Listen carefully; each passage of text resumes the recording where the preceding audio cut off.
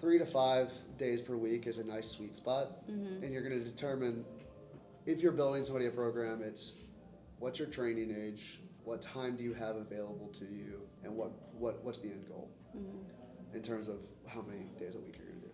Greater than 5 days a week, you're risking being over-prepared or overuse type injuries, because how can you possibly recover enough? Less than, running 1 to 2 times a week, a lot easier to be underprepared, and then you're still risking those overuse type injuries by being underprepared. Have you seen like similarities with that with just like field athletes? Like Yeah, if they were like a midi for lacrosse or yeah, something I along think what it those comes lines. down to is like, and we can get into the minutia of this, but like acute to chronic workload, I love that. All you're looking at there is if it's 1 to 2 times a week, have you accumulated enough chronic workload to be a buffer against injury? Versus if you're doing it 6 times a week, you have a very high chronic workload, which does protect you against changes in training volume and injury. But it also makes you more sensitive to disproportionate acute changes in workload, meaning that you're running 30 miles a week, you have a high chronic workload, that's going to help you. But if I increase your amount you're going to run next week by 50%, their chances, or maybe your risk, is higher that you'll get an injury than somebody that's in that, in that 20 to 30% increase.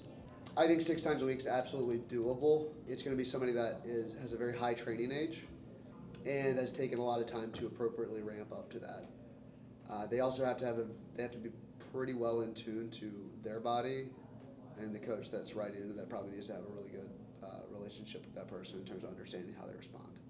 They also have to have a very good grasp on the other aspects of recovery, like nutrition, sleep, actual like balancing of a training, in terms of cross training, all that kind of stuff. So it's doable, and you'll often find that you're going to get that a lot if you happen to have like a very good to elite runner or somebody that's training for a marathon for a specific time. They might be running 6 times a week. They're not going to be receptive to decreasing that, unless you often get if I have to, I'll do it, but I really don't want to. And then that's just working with them and understanding that, okay, I need to appropriately ramp them back up and maybe a little bit slower. I think the people that are the less than 3 times a week are often like your people that are athletic and they're consistently training, but they don't necessarily have a goal in mind. They might be a little bit more receptive to change, like, hey, let's reduce our training volume. Hey, maybe don't run for a week or 2, that type of thing, because they're not running for a specific training goal oftentimes. Intensity and benchmarks. So when we talk about intensity, that's running at a specific percent of VO2 max, and how much oxygen they're consuming.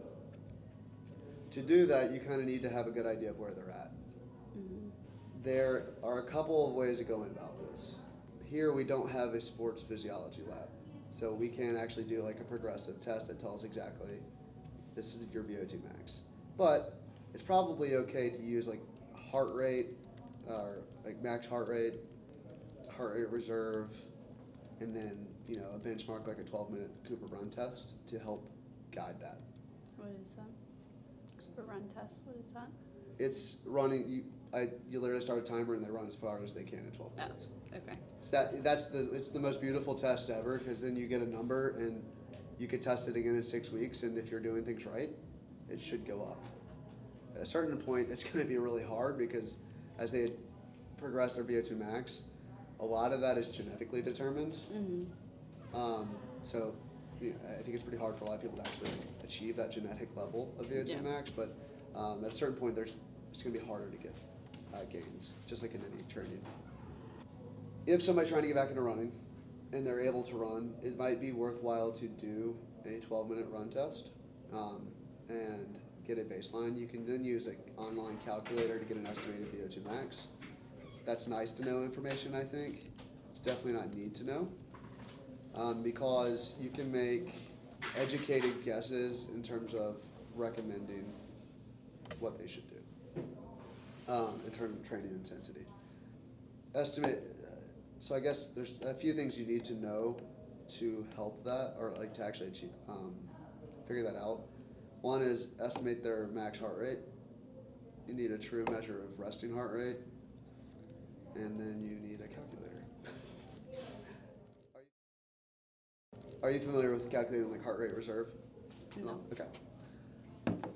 I can put this in here. There's a formula. So, heart rate reserve. And maybe I should probably just write this up. It'd be Yeah, easier. we can write it. There's You're in charge one today, of them Greg. That works. was on your, That's on my agenda. your supply list. We can get into that later. Nope. All right, let's go see if there's another marker. I'll probably just throw those away, actually. Yeah. Yeah. Adam We Bradley just is leave in them Just here. hammering away on the markers. What happened here? Indoor is an awesome book on endurance athletes. Okay. And it's basically about like all of the different factors that can influence performance for ultra endurance athletes. And the entire, have you read that, Greg, Indoor? What is that? The book Indoor?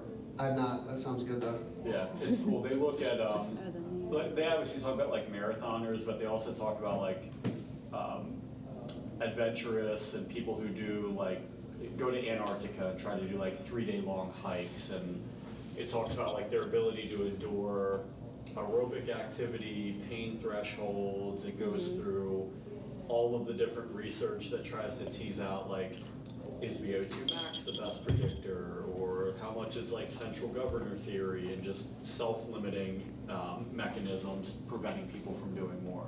But it's a really cool book. I'd recommend getting the audiobook because they reference a lot of like research in it, and it's easier just to hear that than, Yeah. it's not a research-oriented book, it's made for like the general population, but I think Gotcha. it's easier just to hear them talk through it. Yeah. And we'll go through like an example. So, there's a bunch of different ways to estimate heart rate, like our heart rate max. It's not always the most accurate, but like 220 minus age. And then appreciate that there's a large range of plus or minus 12. There's also, I think there's other calculations out there. Choose one. Yeah. It probably doesn't matter.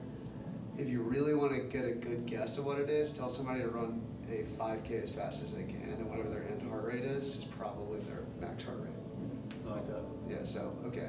We'll say, you have your calculator?